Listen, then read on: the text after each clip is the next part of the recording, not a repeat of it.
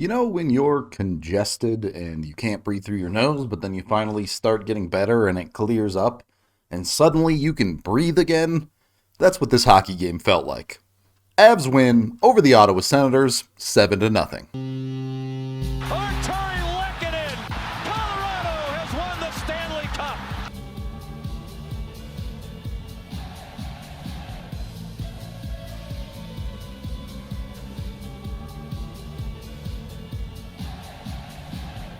This was the dam break game that a lot of people have been waiting for Colorado. You knew it was going to come eventually, and it finally does after what might have been their worst game of the season the game before. You know this is what this team is capable of, they just have to go out and do it. Over this stretch of losses, they had played plenty of decent games where they played well, but certainly offensively they weren't quite executing well enough. Honestly, you could probably argue they weren't executing well enough defensively during that time too. In this game, they did it all, and they did it great. Now, yes, they got some help from Anton Forsberg having a terrible night in goal, but other teams can have bad games too. The Avs capitalized on it this time. And it didn't start out that way. The Avs score 2 goals pretty early in the first, and both of them are finishing. They need more of that, they get it, and they run away with the game easily. They managed to check both the star scoring and the depth scoring box before the 10-minute mark of the first. When the Avs are playing well, it just takes little mistakes for them to punish you. This is not a good breakout off the wall right into an Ottawa player, but he falls over,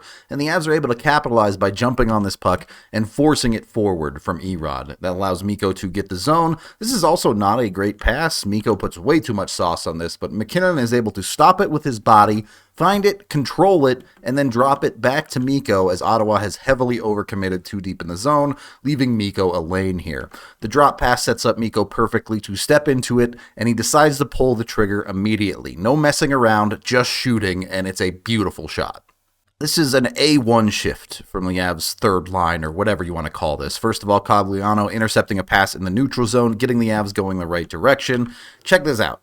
You're never going to notice this on first watch usually, but Logan O'Connor does a great job to get back onside to keep this play alive at the blue line. Cogliano able to cross over, and then Logan O'Connor continues playing well on this, creating a battle along the wall here that the Avs are eventually able to win. A beautiful little touch from Cogliano. Unfortunately, from this angle, you're not going to see the shot very well, but trust me, Newhook gets to step into one as a great job from his 2 line mates, and this is a beautiful shot that goes top shelf, just a bomb. Both of those are elite level shots, just beating a goaltender because you are better than them. It's incredible how quickly a night like tonight can give a team confidence. A couple of those pucks go in, they shoot it well, and all of a sudden they're riding high and just dominating. That isn't to say this game was perfect. The Avs did give up some quality opportunities the other way, but they also had a great game from Pavel Francouz. Obviously, he pitched a shutout, so you know he played very well, but it was a good balance. Francouz making a couple of saves that you need him to make to bail you out at times,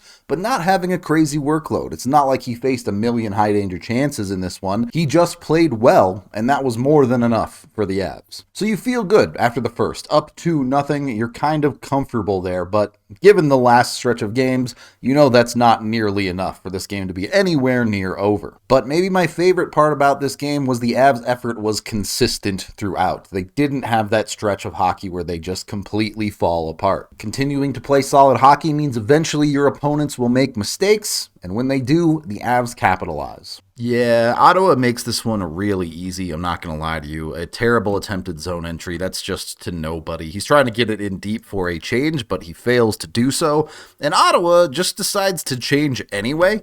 So the Avs get to sit here. Taves looks up the ice and just sees Arturi Lehkonen alone by himself in the middle of the ice while Ottawa's still completing their change. So Lehkonen says, dope, I just get a breakaway, I guess. Now, it is a good job by Lehkonen to stay strong on this puck as he gets tracked down, and he doesn't put a great shot on this, but he puts a good enough one on it that Forsberg kind of fumbles it, and it ends up in his net.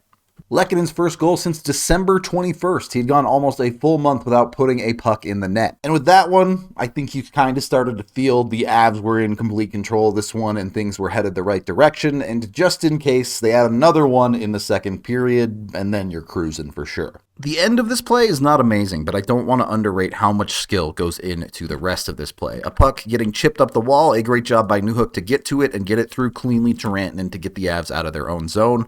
From there, Mikko takes his his time getting through the neutral zone, but once he gains the blue line, it does an amazing job of drawing the entire team to him. You have all 4 players converging on Mikko right now, creating all sorts of options for him.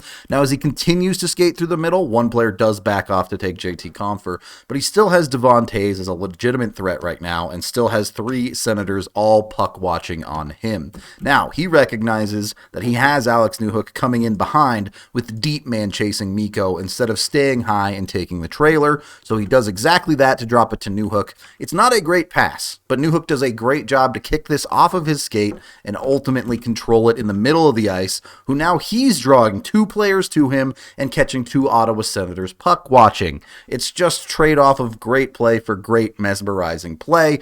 On this one, I don't know if he does this on purpose, but it ends out being a beautiful pass to an open area that Mikko gets to step into because he's pulled everyone's eyes away, and Mikko is going to beat Forsberg 5-hole from there. You take what you're given, 29 goals for Mikko Rantanen at the halfway mark. First of all, go vote him into the All-Star game. Would be ridiculous snub if he doesn't get in. Secondly, the all-time season leader in goals for the Avs is Joe Sakic with 54. At current pace, Rantanen is on pace to beat that somewhat easily. Now, he would have to keep that up for the entire second half of the season, which is a huge ask, but just been an unbelievably impressive year for Mikko. Also, just throwing it out there, any season where someone for the Avs has scored more than 50 goals, they've won the Cup. It's only twice. Both times Joe Sakic, once in 96 and once in 01, so I'm kind of getting specific there, but just saying, just throwing it out there. And yes, I know Hejduk scored 50 once, but he didn't get more than 50. So game was pretty much over heading into the third period with the Avs up 4-0, but the Avs had more to get right on here, and that's exactly what they used the third period to do. They pick up 3 more goals to really crush this one, including a power play goal to start. Avs heading forward on the power play here, and you're going to notice the theme as Cale gets this up to McKinnon near the blue line.